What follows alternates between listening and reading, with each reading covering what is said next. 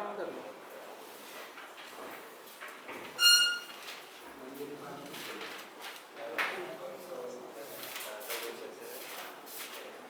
Fan of कर देना।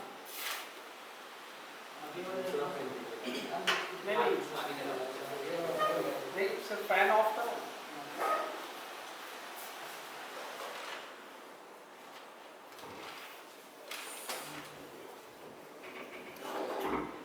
हम लोग कल कर रहे थे बेसिक सॉल्यूशन फाइंड कर रहे थे, ठीक है। ऑलमोस्ट समझ में तो आ गया था काम क्या था, ठीक है। उसी में कुछ कुछ चीज़ जैसे हम लोग कल क्लासीफाई जो किए थे फिजिबल सॉल्यूशन, इनफिजिबल, ये सब चीज़ को एक ही बार में एक ही क्वेश्चन में सारा चीज़ कर लेते हैं, ठीक है। ऑटोमेटिक सब कंप्लीट हो जाएगा, ठीक है। अब क्वेश्चन कुछ इस तरह से है।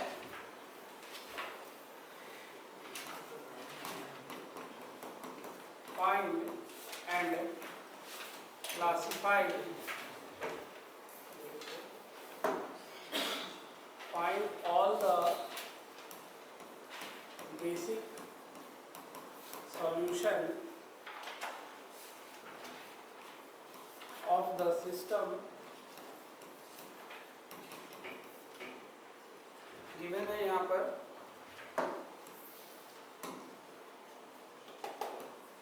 2x1 plus 3x2 plus 5x3 plus 6x4 equal to 16। फिर उसी तरह से x1 plus 2x2 plus 2x3 plus 3x4 equal to 9। और साथ में हम यहाँ पर ऐड कर दे रहे हैं कंडीशन, प्रोवाइडेड कि जो भी मेरा x1, x2, x3, x4 रहेगा ये ग्रेटर इक्वल टू 0 होना चाहिए, ठीक है। तो उस केस में हम लोग देखेंगे कि चाहे इसको ऐड नहीं भी करोगे तो भी चलेगा, ठीक है। तो अब इसमें देखते हैं हम पूरा प्रोसेस। सबसे पहला चीज तो ये देखो इसमें टोटल कितना वेरिएबल आ रहा है, 4 वेरिएबल है, ठीक है। तो हमारा यही रहेगा सॉल्यूशन में, सिंस नंबर ऑफ वेरिएबल जो है n इक्वल टू 4 हो रहा है। फिर दूसरा नंबर ऑफ कंस्ट्रेंट वो m इक्वल टू 2 आ रहा है, ठीक है। अब दूसरा चीज क्या करना था, हम लोगों को फाइंड करना था n माइनस m, यानी कि 4 माइनस 2, इट मीन्स 2। अब ये जो 2 बता रहा है क्या था कि हमको किन्हीं 2 वेरिएबल्स को 0 सेट करना है, फिर बाकी हम सिस्टम जो भी सिस्टम बनेगा उसका सॉल्यूशन फाइंड करेंगे, ठीक है। यहाँ नेक्स्ट लिखोगे we have to set any 2 variable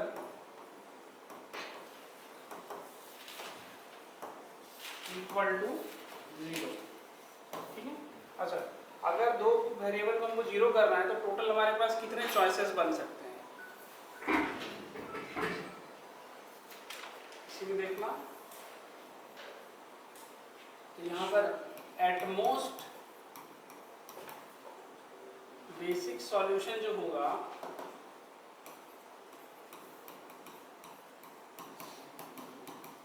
वो कितना आ सकता है, 4 वेरिएबल में 2 वेरिएबल को ही बार बार 0 करना है।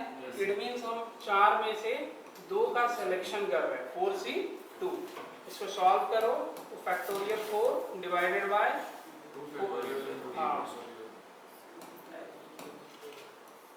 4 माइनस 2 का फैक्टोरियल इंटू 2 फैक्टोरियल, कुल मिला कितना आएगा, 6 आएगा,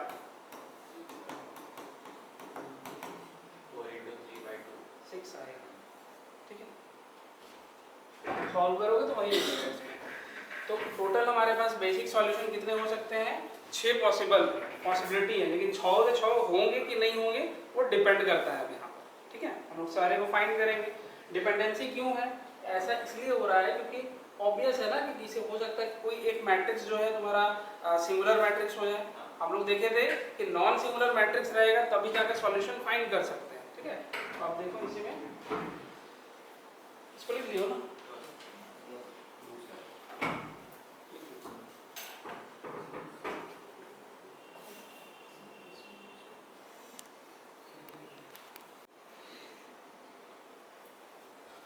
अब यहाँ से देखो, दो ही वेरिएबल जीरो करना है तो पॉसिबिलिटी क्या क्या बन सकती है। एक बार x1 x2 को जीरो करें, दूसरी बार में x1 x3 को कर सकते हैं, x1 x4 को कर सकते हैं। ऐसे ही करके हम लोग टोटल 6 केस को देख लेते हैं, ठीक है।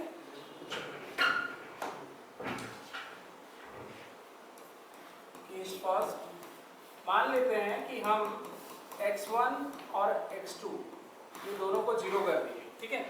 जिन भी वेरिएबल्स को हम जीरो करते हैं वो हमारे उस केस में नॉन बेसिक वेरिएबल्स रहेंगे, ठीक है। तो यहाँ पर लिख लेना साइड में x1 और x2 are non basic variable, ठीक है। तो बेसिक वेरिएबल कौन हो गया, बाकी जो रिमेनिंग वेरिएबल बचा x3 और x4 रह जाएगा, ठीक है। तो उसको यहाँ पर लिख लोगे x3 और x4 आर बेसिक वेरिएबल, ठीक है। तो इसके बाद हम लोग को नेक्स्ट वर्क करना होगा। यहाँ पर x1 x2 को जीरो करेंगे तो कौन सा कितना बच रहा है, 5 6 2 3 इस तरह से, ठीक है। नेक्स्ट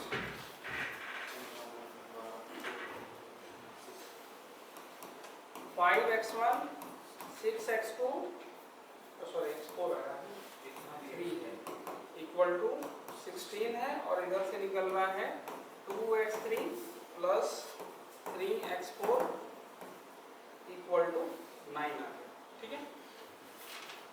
अब मेन काम है कि इसका सॉल्यूशन होगा कि नहीं होगा। तो सबसे पहले इसका कोएफिशिएंट मैट्रिक्स तैयार कर लो, 5 6 2 3।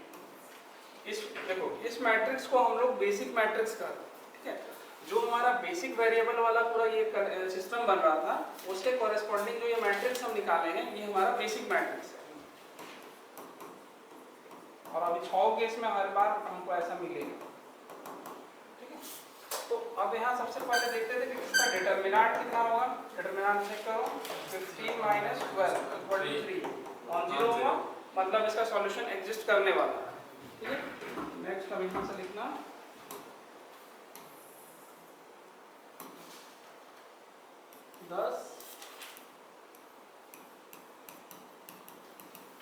solution exists and it is unique, ठीक है।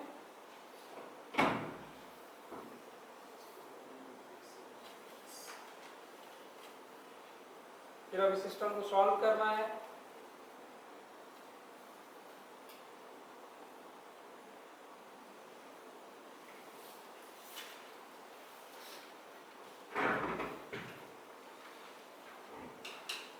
ध्यान से देखना है, लिखिए। Yes sir.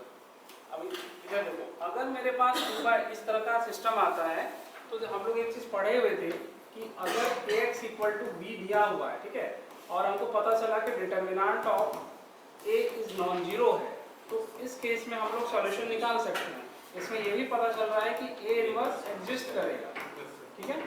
a इनवर्स अगर एग्जिस्ट करेगा तो यहाँ से तुम क्लियरली बोल सकते हो दोनों साइड a इनवर्स से ऑपरेट कर दिए, ऐसे बना। और फिर ये क्या आ जाएगा, identity into x, this is a inverse into b। यहाँ से हो गया this x = a inverse into b, ठीक है। तो हम लोग डायरेक्टली इस फॉर्मूला का सीधा सीधा यूज करके निकाल सकते हैं सॉल्यूशन, ओके।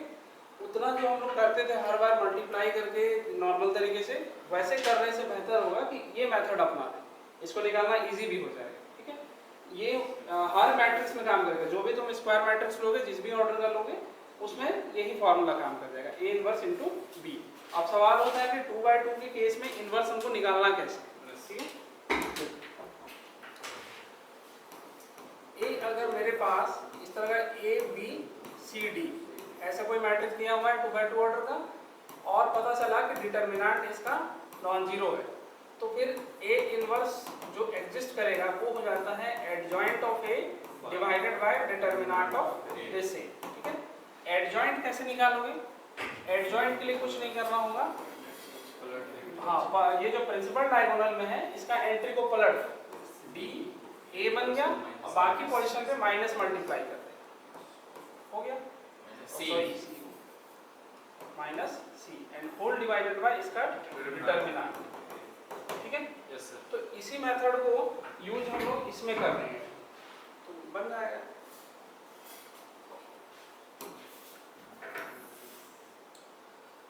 ये हमारे पास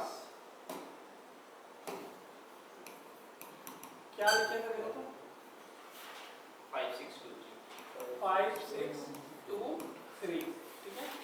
ए इनवर्स बनाना है तो सिंपल सा होगा 3, यहाँ 5 हो गया, यहाँ -2, यहाँ -6 और डिटर्मिनेंट उसका कितना निकालते हैं 3 और डिटर्मिनेंट आ गया 3। और b की जो वैल्यू है वो इसमें कितना रहेगा, देखो b कहने का मतलब ये 16 9, ओके। यस ये हमारा b 16 9, ठीक है। अब यहाँ से मल्टीप्लाई करेंगे, सिर्फ शुरुआत में थोड़ा सा लंबा है बट इनसे करोगे ऑटोमेटिक सेट हो जाता है। 3 -6 -2 5 मल्टीप्लाई करेंगे 16 9 से, और ये जो साइड में हम लोग का जो दिख रहा है इसको यहाँ रखो 1/3, ठीक है। तो 1/3, अब इसको मल्टीप्लाई करेंगे, किस ऑर्डर का मैट्रिक्स बनेगा पहले ये बताओ।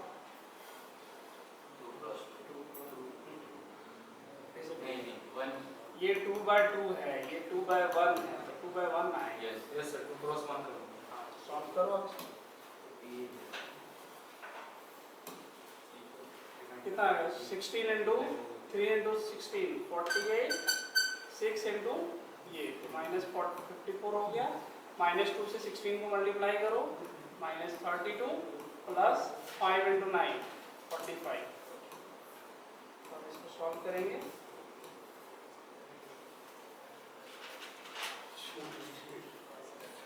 और यहाँ से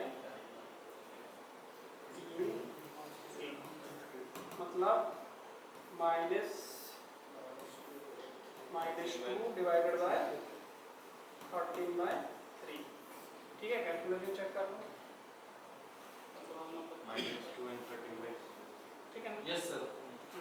तो ये हमारा किसका वैल्यू है, x का x3 का वैल्यू आ जाएगा -2 और x1 का जाएगा 13।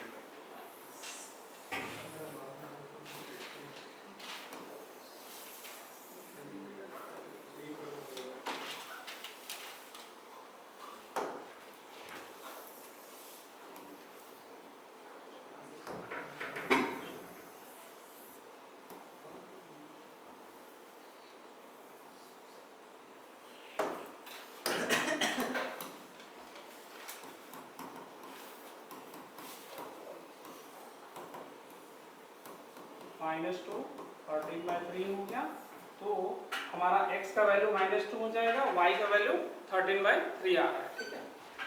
x बराबर -2, y इक्वल टू माइनस, अच्छा x नहीं, x3 और x4 x3 था, ये x4 था।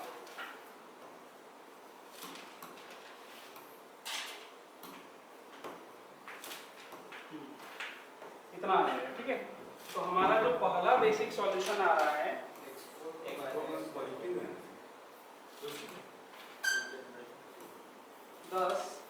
पहला बेसिक सॉल्यूशन xb1 जो हम लिखेंगे उसमें x1, ये देखो x1, ये x2, फिर x3 और x4 ऐसे कोऑर्डिनेट जाएगा, ठीक है। तो 0 0 यहाँ -2 और ये निकला 13/3, ठीक है। तो पहला हमारा ये आ जाएगा। ऐसे ही करके सारे केसेस को डील करना पड़ेगा, 6 केस बनेगा। तो शुरू में लंबा लगा लेकिन बाद में फटाफट बनेगा। इसको कॉपी कर लो,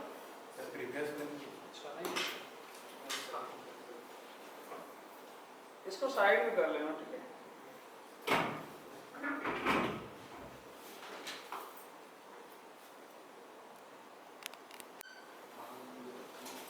देखो नेक्स्ट केस में केस 2 हम डील यहाँ पर कर दे रहे हैं, तो सॉल्यूशन करोगे, ठीक है। केस 2 में हमारे पास क्या आएगा, इस बार x1 और x3 ये दोनों को 0 करेंगे, ठीक है। x1 x2 हो चुका था। ऐसे ही नेक्स्ट केस तुम्हारे पास आएगा x1 और x4 को 0 करना, ठीक है। केस नंबर 3 में तुम्हारे पास आ जाएगा x2 और x3 को 0 करो। फिर उसी तरह से केस 5 x2 और x4 को 0 कर देंगे।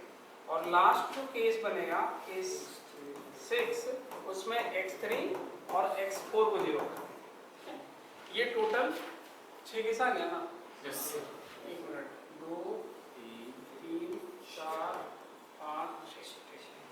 तो टोटल 6 केसेस आ जाएंगे। हर केस में सॉल्यूशन बिल्कुल सेम वही तरीका से है जैसे पहला केस में हम लोग सॉल्व किए, ठीक है। हम सारे केस में जो सॉल्यूशन आया हुआ है उसको यहाँ पर लिख दे रहे हैं, उसके बाद हम लोग वहाँ से जज कर लेंगे कौन सा वाला क्या सॉल्यूशन है।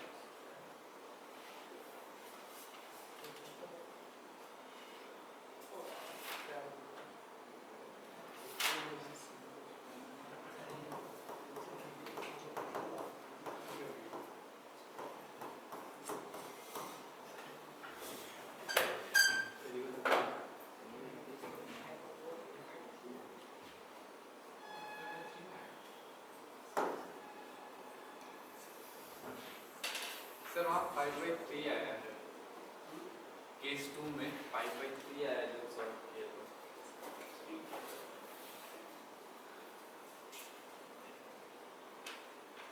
इसको कौन सा था 1 and 4 होगा ना? 1 and 3 का पहला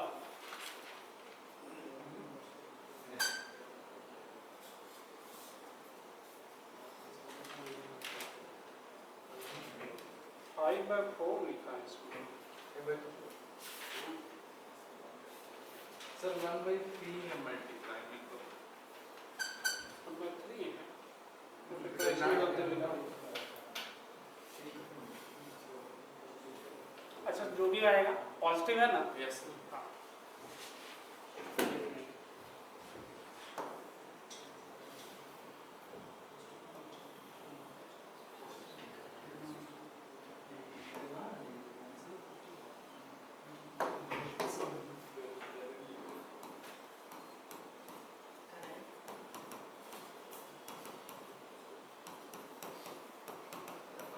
ये क्या आया था देखो? ये तो सर 0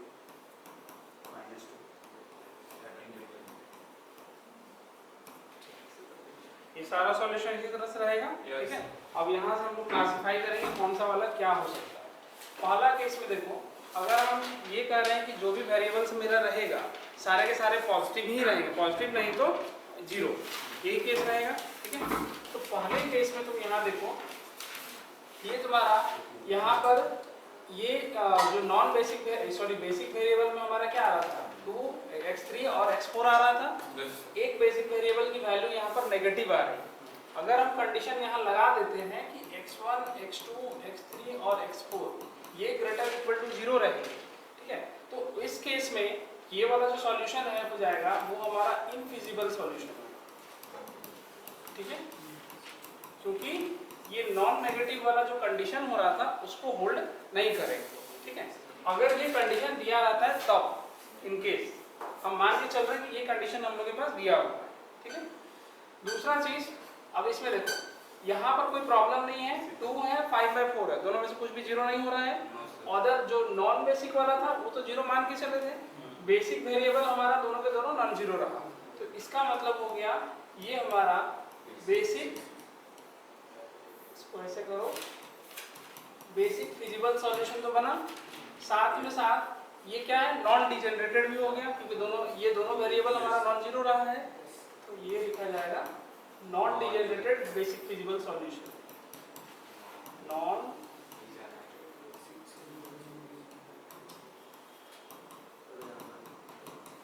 इतना, ठीक है। अब केस इसमें चलो, यहाँ पर भी देख रहे हैं कि नॉन बेसिक पार्ट 0 है, लेकिन जो बेसिक पार्ट है 13/4 है और 5/4 है, दोनों पॉजिटिव है, कोई प्रॉब्लम नहीं है, तो फिर यही चीज आ जाएगा non degenerated basic feasible solution, okay.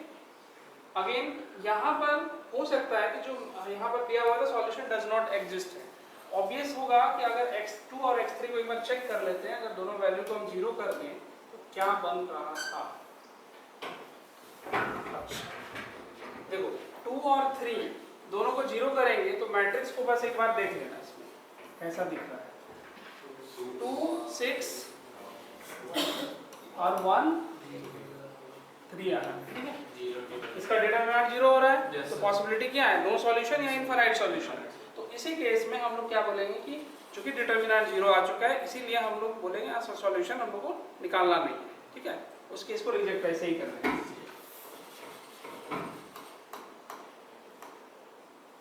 इसी वजह से यहाँ सॉल्यूशन एग्जिस्ट नहीं करेगा। अब इसमें देखो यहाँ पर 13/3 आ रहा है या -9 आ रहा है, अगर ये कंडीशन रहा तो ऑब्वियस है कि इनफिजिबल हो जाएगा, अगर नहीं रहा तो नॉर्मली ये हमारा बेसिक सॉल्यूशन बन जाएगा, ठीक है। बेसिक सॉल्यूशन तो है बट ये इनफिजिबल हो जाएगा इस केस में, वो ऑलरेडी ऐसे अंडरस्टैंडिंग रहता है कि वो मान के ही चल रहे हैं, तो पॉजिटिव ही रहता है, ठीक है। फिर इसमें देखो यहाँ पर 5 to 00, इसमें कोई प्रॉब्लम ही नहीं है, दोनों पॉजिटिव है, नॉन डिजेनरेटेड हो गया।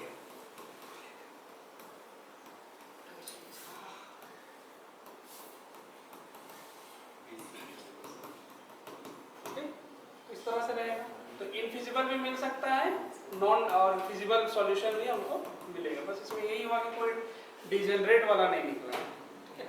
और सारा केसेस में ऐसे ही डील करोगे, सारे को बना लेना, उसके बाद सबको ऐसे ही लिस्ट करके बता देना कि कौन सा वाला क्या है। अरे हम इसमें ले ही रहे हैं तो क्या ले रहा है।